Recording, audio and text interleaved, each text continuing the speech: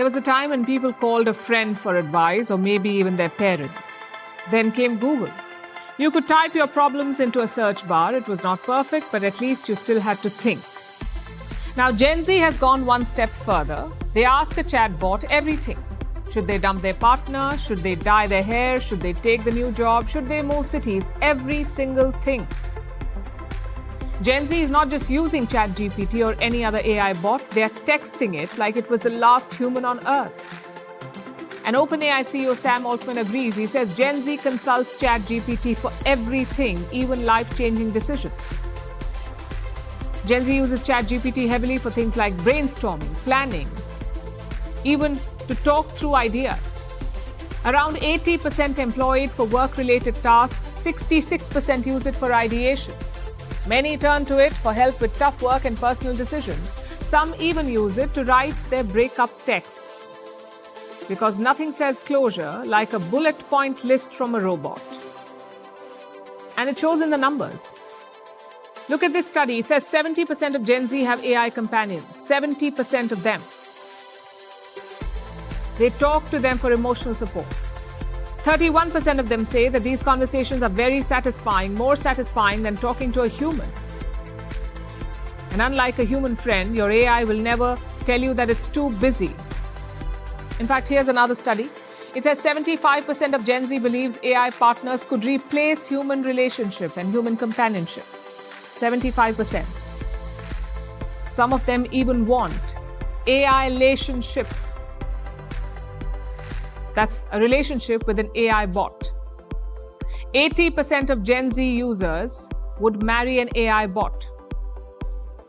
I can see the appeal. No one will tell you to calm down during an argument. And if they do, you can just program them or reprogram them to stop.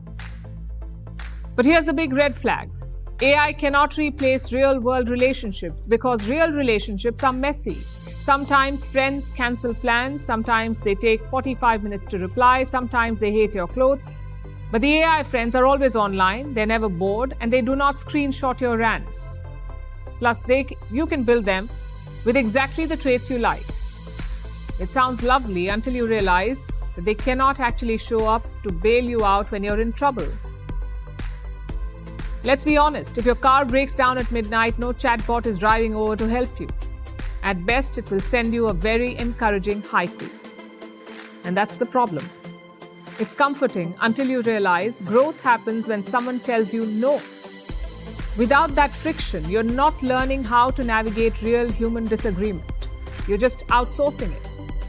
And if we outsource enough of our lives, soon we'll forget how to do the living part ourselves. Also, it's easy to shrug this off. After all, AI companions are not inherently bad. They can help with loneliness. They can boost confidence. They can even teach social cues to people who struggle with them. The problem is not using them. The problem is forgetting that they're not human. So here's some advice for Gen Z. Use artificial intelligence by all means. It is clearly the future. But stop building emotional dependence on something that is endlessly available.